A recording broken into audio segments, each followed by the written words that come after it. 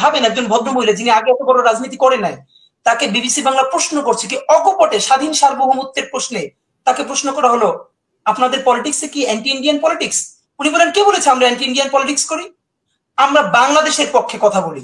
মাহমুদুর রহমানের সম্পর্ক পর্যন্ত খারাপ হয়ে গেল, তো 2024-এর নির্বাচনেও তো বিএনপি ভারতের সাথে গিয়ে আমরা অনেকে তো দেখি অমিত শাহের সামনে এরকম কোমর নুইয়ে দেয়। তারপরও কি পেরেছেন? বিএনপি যদি ভারতের অকৃত্রিম ট্রাস্টেড বন্ধু হয় তাহলে সে বাংলাদেশের শত্রু হয়েছে। শাহবাগীরা, আওয়ামী লীগেরা, বিএনপির সুশীলপন্থীরা পর্যন্ত খালেদা জিয়াকে ধুইয়ে দিয়েছে। তারা বই পুস্তক নিয়ে বসেছে গণহত্যা কাকে বলে। বেগম খালেদা জিয়া পড়াশোনা জানেন না, তিনি এটাকে কেন গণহত্যা বলেন? আর দেখুন, বেগম খালেদা জিয়ার ব্যাপারে আমার তরফে বলা এই জন্য কঠিন যে আমি খুব আল্লাহ মাফ করুক যে যদি উদ্ধত্তপূর্ণ কথা হয়ে যায়। আপনি বলেছেন বিএনপির বাইরে খালেদা জিয়াকে দেখে কিনা, এটা তো অবশ্যই বাংলাদেশে বিএনপি একটি পরীক্ষিত দেশপ্রেমিক দল, এটা নিয়ে কোনো প্রশ্ন নাই যে পরীক্ষিত দেশপ্রেমিক দল, এটা নিয়ে বাংলাদেশে। কিন্তু এরপর তো বিএনপির পলিটিক্যাল ভুল থাকবে, বিভিন্ন কথা থাকবে, কিন্তু দেখুন this is the high time আপনি বলতে পারেন যে বাংলাদেশে এমন কোন পলিটিক্যাল ফিগার এখন আছেন যে খালেদা জিয়ার মতো বা তার কাছাকাছি, যিনি ডাকলে এমন কোন রাজনৈতিক দল অথবা এমন কেউ নাই যার কাছে কথা বলতে যাবেন না বিনয়ের সাথে। এবং আমি আপনাকে বলতে চাই, বিএনপি তো আরো অনেক পরে, বেগম খালেদা জিয়া হচ্ছেন একটা প্যারালাল বাংলাদেশ। বাংলাদেশ ভালো আছে কিনা এটা আপনি বেগম খালেদা জিয়ার দিকে তাকাইলে দেখবেন। বেগম খালেদা জিয়া যদি হাসে আপনি বুঝবেন বাংলাদেশ হাসে, তার চোখে পানি দেখলে দেখবেন যে বাংলাদেশ কাঁদে। এর এই কথাটা বলতে আমার বিএনপির কর্মী হওয়ার দরকার নাই। 2 মিনিটে আমি আপনাকে শুধু বলতে চাই 3 থেকে 4টা ঘটনা, যেই জন্য Khaleda Zia is more than BNP for the people of Bangladesh. ধরেন আমি আপনাকে বলি, 2009-এ আওয়ামী লীগ, 2008-এ বা 2009 যে আওয়ামী লীগ নির্বাচনে আসলো, 111-এর কুশীলভরা তাকে এনে দিল ভোটে।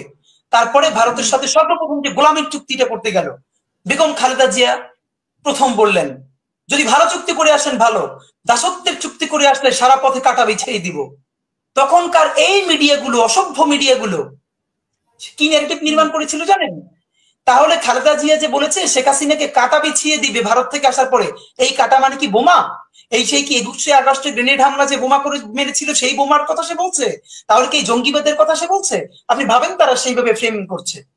1997 বা 98-এর দিকে বিবিসি বাংলা বেগম খালেদা জিয়ার একটা ইন্টারভিউ করেছিল, তখন আওয়ামী লীগ ক্ষমতায়, এবং বেগম জিয়া সেটা তখন বিরোধী দলীয় নেত্রী।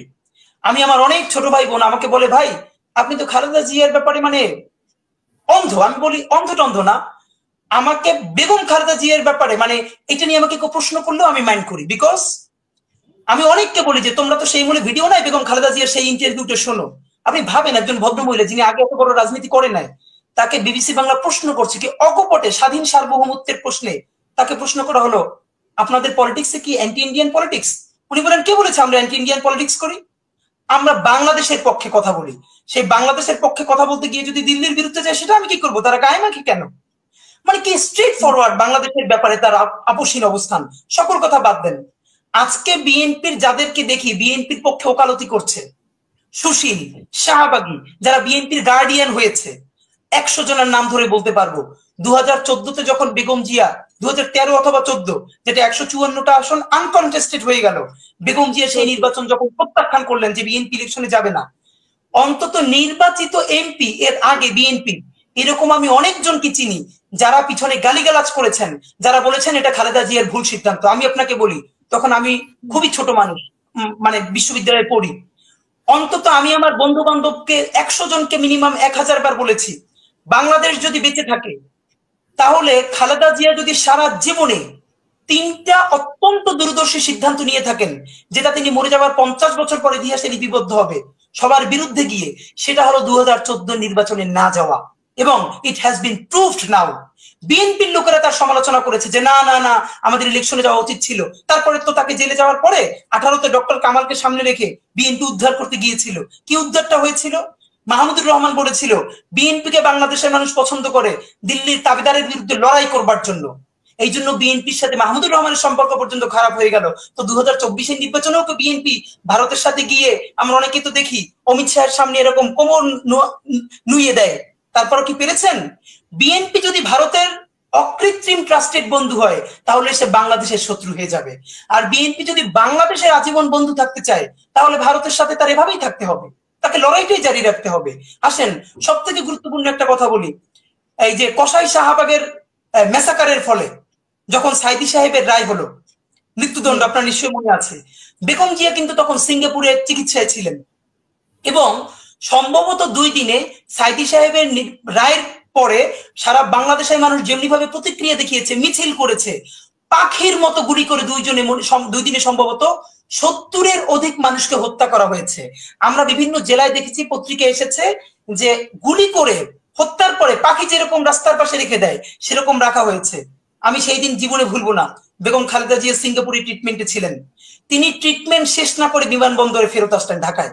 তাকে বিএনপির পক্ষ থেকে ফুলের তোড়া নিয়ে স্থায়ী কমিটির সদস্যরা তাকে স্বাগত জানাতে গেলেন, তিনি ফুল গ্রহণ করেন নাই, তিনি এসে সংবাদ সম্মেলন করলেন। এবং বেগম খালেদা জিয়া হচ্ছেন বাংলাদেশের সেই মানুষ যিনি সর্বপ্রথম মিডিয়ায় বললেন বাংলাদেশে আওয়ামী লীগ গণহত্যা চালিয়েছে। আবার বলছি, সাইদি সাহেবের মেসাকারের পরে পুলিশ যে গণহত্যা চালিয়েছে, Begum Khaleda Zia is the person who addressed যে এটা গণহত্যা করা হয়েছে। শাহবাগীরা, আওয়ামী লীগেরা, বিএনপির সুশীলপন্থীরা পর্যন্ত খালেদা জিয়াকে ধুইয়ে দিয়েছে। তারা বই পুস্তক নিয়ে বসেছে গণহত্যা কাকে বলে। বেগম খালেদা জিয়া পড়াশোনা জানেন না, তিনি এটাকে কেন গণহত্যা বলেন? এটা তো অবশ্যই গণহত্যা ছিল। সুতরাং বিএনপির, এবং আপনি ভাবেন বিএনপির চেয়ে কেন খালেদা জিয়া আরো বেশি গুরুত্বপূর্ণ বাংলাদেশের জন্য? কারণ হেফাজতের যেদিন 5ই মে শাপলা চত্বর হলো, বেগম খালেদা জিয়া বিএনপি ঢাকা মহানগরীকে নির্দেশ দিয়েছিলেন শাপলা চত্বরের অসহায় মানুষগুলোর সাথে দাঁড়ানোর জন্য। আমি আজকেও দায়িত্ব নিয়ে বলি, বিএনপির ভাইয়েরা কষ্ট পেয়েন না। যেদিন শাপলা চত্বরে, আমিও ছিলাম, শাপলা চত্বরে যেদিন অসহায় মানুষগুলো রাতে বন্দী হয়ে গেল, সেদিন যদি বিএনপি ঢাকা মহানগরে, আপনি ধরেন কাকরাইল মোড়ে অথবা মৌচক মোড়ে অথবা ঢাকার যে কোনো একটা জায়গায় গুরুতর একটা মহাসমাবেশ না, তারা বড় একটা গ্যাদারিং করতো, ঢাকার এক প্রান্তে যদি এরকম বড় একটা গ্যাদারিং থাকতো বিএনপির, সেই রাতে ওখানে এত বড় গণহত্যা চালানোর সাহস খুনি হাসিনা করতো না। বেগম খালেদা জিয়া বলেছেন আপনারা তাদেরকে সাহায্য করেন। ঢাকা মহানগর বিএনপি বেগম খালেদা জিয়ার কথা শুনে নাই, মানুষগুলোকে বাঁচাতে নামে নাই। আজকে তারা বিএনপি ইজাদারদার হয়ে গেছে, সেই সুশীল শয়তানগুলো। তো আমাদেরকে তো চিনাতে হবে না। তো আমি আপনাকে সর্বশেষ যেটা বলতে চাই, এই সমস্ত সুশীল শাহবাগী যারা এখনো ফেসবুকে পোস্ট আমরা 2013-14 খুঁজে পাই, যারা খালেদা জিয়ার সমালোচনা করছেন, তারা এখন বিএনপির গার্ডিয়ান, তারা বিএনপির ইজারা নিয়েছে। আর যেই মানুষগুলো বিএনপির কর্মী না হয়েও, বেগম খালেদা জিয়া বলেছেন মার্চ, যে তিনি লং মার্চ করে বাসার থেকে নয়াপল্টনে আসবেন, আমাদের মতো ছেলেরা মেয়েরা বাসার গেইটের সামনে দাঁড়াইছিলাম, বাসায় কাউকে না বলে লুকাইয়া লুকাইয়া। যদি শুধু দেখি বেগম খালেদা জিয়া ফিরোজা ভবন থেকে বের হতে পারছেন, আমরা জীবন নিয়ে দৌড় দিব। বেগম খালেদা জিয়াকে বের হতে দেয় নাই, বিএনপি থেকে বের করতে পারে নাই।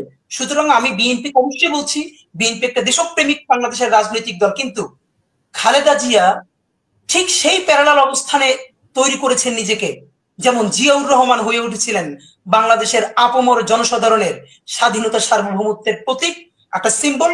আর বেগম খালেদা জিয়া হচ্ছেন সেই স্বাধীনতা সার্বভৌমত্বের বর্তমানে জীবন্ত সব থেকে বড় প্রতীক। যিনি হাসলে বাংলাদেশ আসেন, তাকে ভালোবাসতে গিয়ে আমাদের বিএনপি কর্মী হওয়ার দরকার নাই। অবশ্যই আমরা বিএনপির প্রশংসা করি, তার লড়াইকে অ্যাপ্রিসিয়েট করি, কিন্তু খালেদা জিয়াকে বিএনপির জন্য ভুল হবে খালেদা জিয়াকে শুধুই বিএনপির কুক্ষিগত করে রাখা। বরং বাংলাদেশের স্বাধীনতা সার্বভৌমত্বের প্রশ্নে একজন মুরব্বী দরকার, যিনি জাতীয় সংকটে ডাক দিলে সবাই তার কাছে যাবেন। তিনি আমাদের বেগম জিয়া, ওনাকে আল্লাহ ভালো রাখুক, তাহলে বাংলাদেশও ভালো থাকবে। ধন্যবাদ। অসংখ্য ধন্যবাদ ওসমান।